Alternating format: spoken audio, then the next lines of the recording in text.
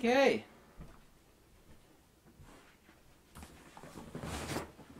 There's one thing I'm lord of, it's definitely of lenses. I don't care if you hate me. Definitely used and tested more lenses than anybody you'll ever know or meet. Talking about melding technologies, I'm always about superior camera technology.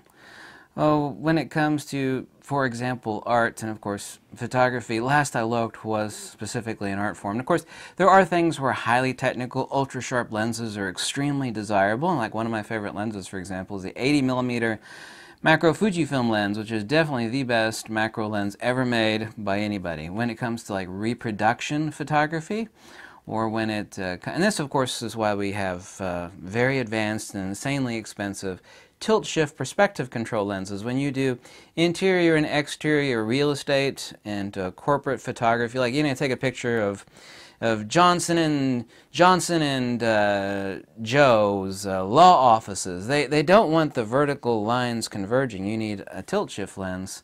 Yeah, there's only so much you could actually do with that in post-production in Lightroom and Photoshop, because you end up having to crop the hell out of the image.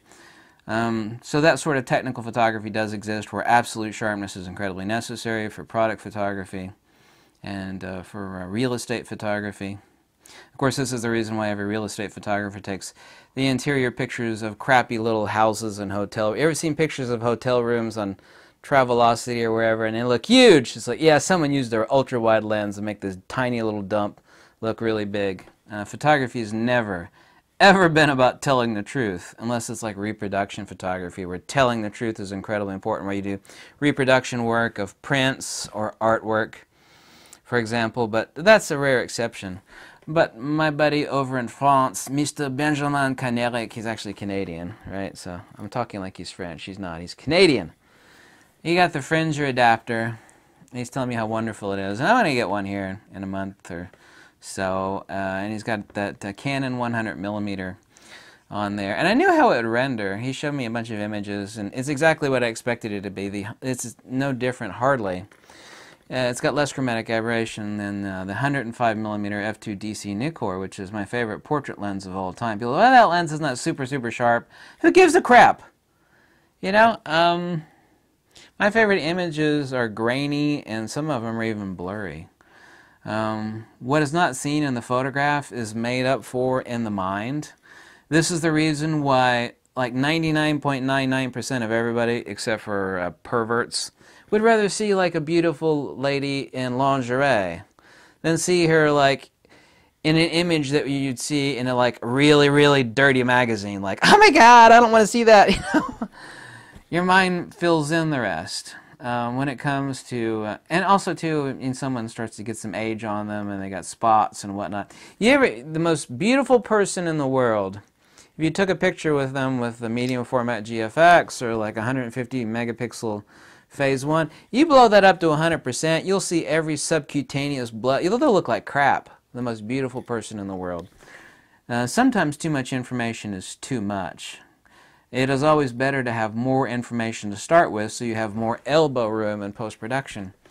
But I'm all about technology in photography, just as you are. But I mean, I know you think I'm a total gashead because I got tons of cameras, but maybe I am to a certain degree. But my favorite lenses are some of these old lenses. That's why I buy adapters. It's like, why do you use? I've had people ask me a bunch of questions. Of course, this isn't one of them. This is the new 16mm 2.8. People say, why the hell you got every Fujifilm X series lens? Why the hell are you adapting some of this 1940s old lenses on it? Because Fujifilm, and I'm not attacking Fujifilm, Nikon doesn't have stuff like that either. Fujifilm doesn't have stuff like that. There's the je ne sais quoi, that nuance of the image output that is extremely desirable. You could actually drag the sharpness slider. In Lightroom, Photoshop, or sharpness, a little bit of sharpness, a little clarity, you almost never have to drag saturation. You actually have to desaturate the images from these low element count lenses. But the perfect technology, and his is an example, and that's actually the reason I wanted to make this video, as we were talking about it, and he was showing me the images, is my idea of the perfect technology, and this is true of, like, when they restore masterpieces in the Louvre, since he's from Paris, right? They'll actually use super, super modern technology, laser scanners, all this other crap, to restore these beautiful masterpieces. Yeah, and of course they have inherent value, but If you were a complete rationalist who was without or devoid of emotion, like you're totally robotic, you'd be like, look at this old piece of shit. This 15th century painting, it's cracked and screwed up, and her eye, is just like a smudge, like it'd be an impressionistic painting. It's like, screw that, just we'll make that same image, but we'll sharpen up everything. We'll use modern paints that are more vivid and they last longer. They have a higher archival quality. People don't want that.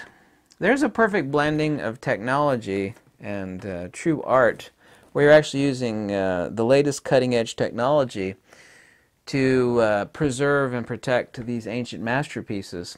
And that's almost not a near-perfect analogy, but a damn close analogy to using some of these incredible lenses. Like, well, the autofocus is slow, and of course with that Fringer adapter, for example. The autofocus works really well, but I don't care about using manual focus lenses on the Fujifilm camera. With focus peaking is wonderful. One of my favorite Fujifilm lenses is not a Fujifilm lens. This is a 50mm f1.2 Voigtlander, which I basically hate 50mm lenses, but that lens is just, it's off the hook. It's incredible and is really small. For an f1.2 lens, it's a tiny-ass little lens. It's a Leica M mount. I have to use a Leica M mount, the Fujifilm X adapter. But more people don't consider this, You can actually have the best of both worlds. With that Fringer adapter, for example, the reason why he bought it is it fills gaps in the Fujifilm lens line. Fujifilm does not have a fast 135mm.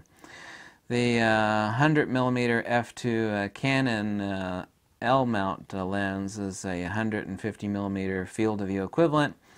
The bokeh, the micro contrast. See, Fujifilm doesn't have it. It's like, well, there's the 90. The 90 don't render like that. Well, the 90 is really sharp. Sharpness is not everything.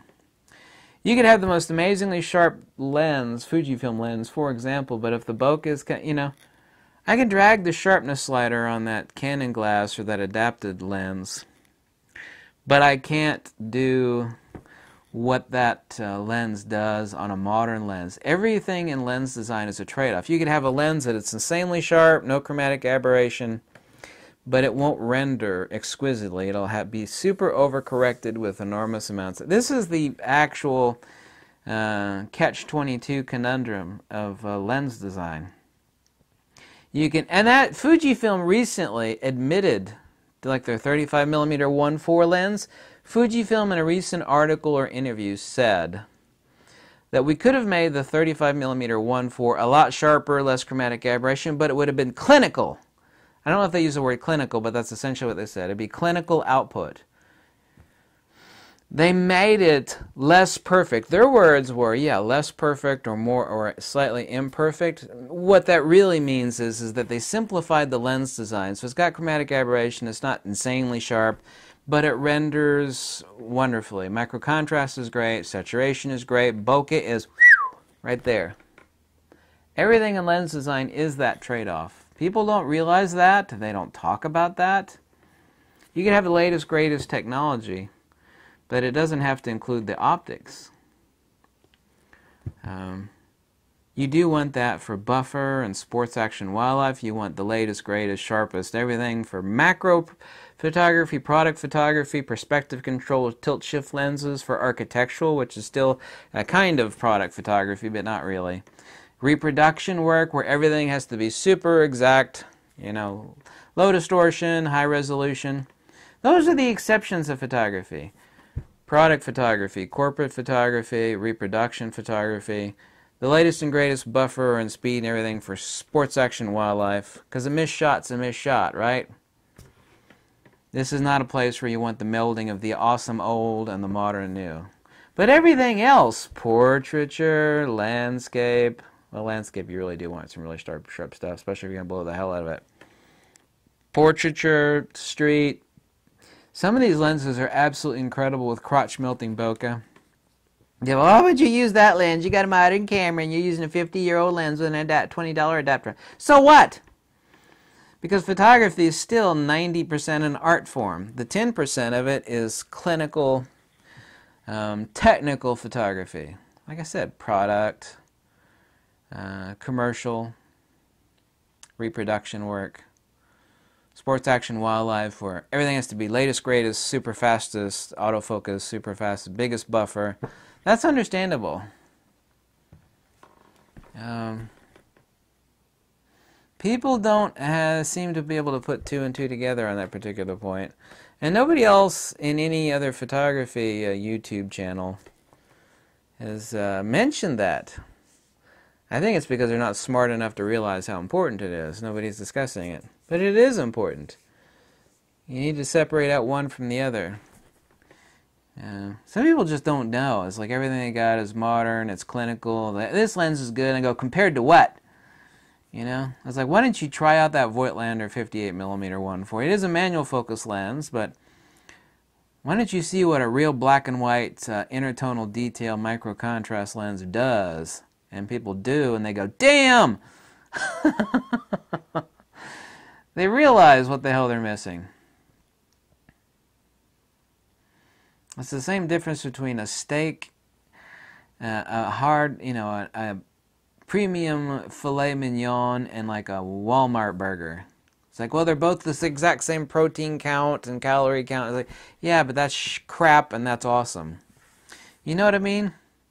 It's like if you stick McDonald's special spices into like a vat and like stick in a super expensive ribeye or filet mignon, you process it through the grinder 2 or 3 times, and you smash it in a patty, and then you freeze dry it, and then you ship it across the country, let some zit-faced dumbass fry it up and slap it on a crappy burger between 2 crappy buns. You've ruined it. When you over-process meat, yeah, it tastes like McDonald's crap, right? The same thing happens with lenses. When the lenses are over-corrected on their optics for chromatic aberration and maximum sharpness, you lose something. You lose a lot, actually. Well, I'd rather have those super sharp lenses. I don't know about that bokeh. Some people are just tone deaf. They actually can't recognize a good lens for another one. I have actually officially dubbed myself, you know, those people that like sniff a wine and they'll sip it and they can identify where it was made, when it was made. The official lens sniffer. You know, the snooty people that are experts on wine. I feel like I'm the McSnooty on lenses.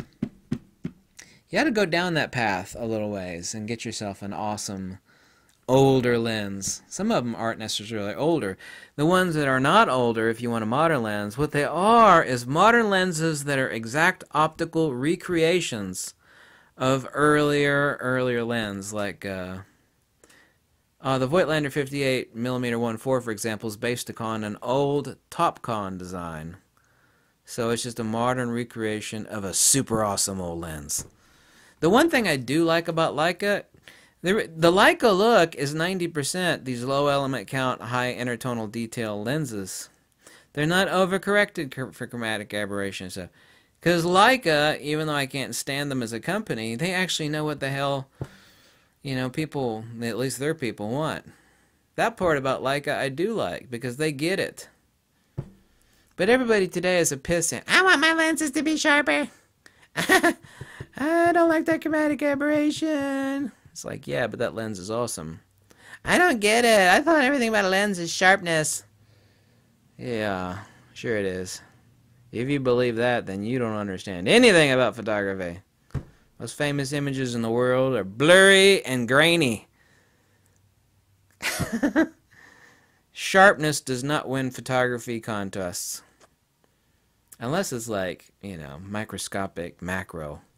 It's like, wow, that's sharp. You just took a picture of a mosquito penis. Then sharpness matters. Everything else it doesn't. I hope you like these videos. If you do, you could always click the link below. And that would be nice of you. Or you could tell me how much you hate me. Either way works. Thanks. Oh, God.